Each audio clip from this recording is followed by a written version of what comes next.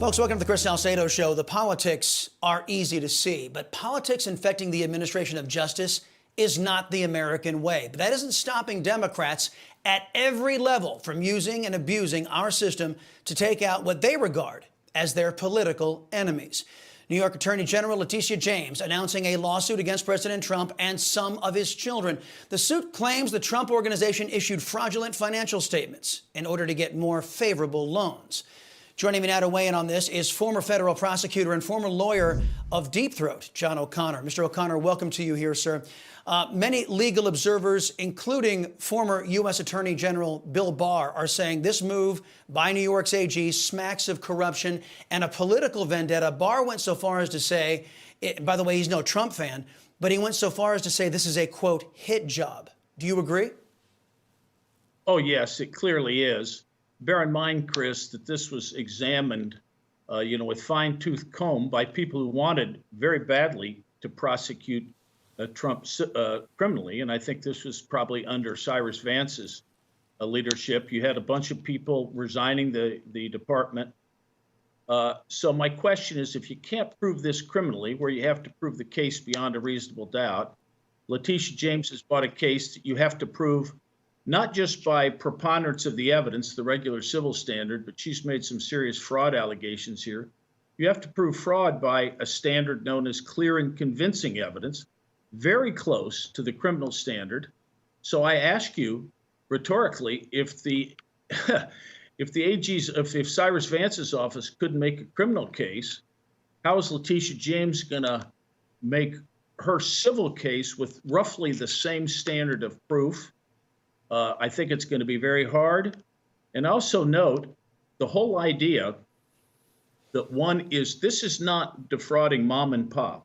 This is supposedly defrauding Cushman & Wakefield, one of the world's great real estate firms, Deutsche Bank, one of the most sophisticated lenders in the world, and Mazar, which is a sophisticated auditing and accounting firm. And Trump's going to BS them, but only the brilliance of Letitia James could call this out and say, oh my gosh, stop the presses.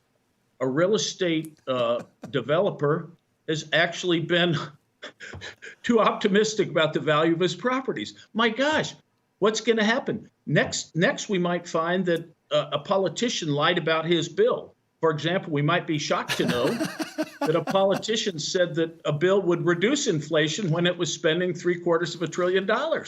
Amazing. Huh, I know. Go figure. And I think it's great that you point out that they're going down the civil road, anything to bloody up Trump politically. And I think that's what the goal is here, to make his life a living hell. In a post to Truth Social, President Trump highlighted how Letitia James campaigned on indicting him, even though that's how folks, in my understanding, that's how they get elected in places like New York. Is it ethical for any government official to campaign, elect me and I'm going to take out my political rival? Is that at all ethical? Well, it's not ethical at all if you're supposedly a law enforcement official, or you want to be one that prosecutes without fear or favor or precondition or bias. That's the problem. And of course, Chris, this is not the only place they're doing it. Right now, it has been stated clearly by the Justice Department that they're going to wait until after the midterms to decide whether to indict Trump on this Mar-a-Lago stuff, which is, again, some more nonsense. But what they're really saying is, please come out and vote for Democrats, and maybe we'll give you a Christmas present of indicting Trump. How about that? So that's what they're doing now. And one of the big weapons that the Democrats have that, beyond the record on crime, inflation, little things like that, their big calling card is get Trump. So the more you can keep Trump in the spotlight, the better off you are, I think they think, and probably their polls suggest that. Now, elect a Democrat and have your government turned into a political weapon. That's pretty much what we're seeing here, in my opinion. The New York Attorney General is also referring her investigation of Mr. Trump to the DOJ for criminal charges. Meanwhile, Democrats, including Governor Gavin Newsom of California, are pushing the DOJ to prosecute GOP governors for moving illegal aliens who Joe Biden let into our country to these blue cities and states and municipalities. I'm seeing a pattern here, Mr. O'Connor, that Democrats are using the DOJ to take out their political opponents. Is that a fair analysis in your view? Well, sure. What Republicans want is they always want prosecutors to go straight down the line without fear or favor. But what we have on the Democratic side is increasingly prosecution based upon the person involved. You know, if it's Donald Trump, it's great to prosecute. If it's Hillary Clinton, let's do everything we can not to prosecute her. And I think we said if it's Joe Biden, let's not, or Hunter Biden, let's not even publicize it. So I think we've got that. And I think it's just really an unfortunate corruption of our system. This is not supposed to be that way.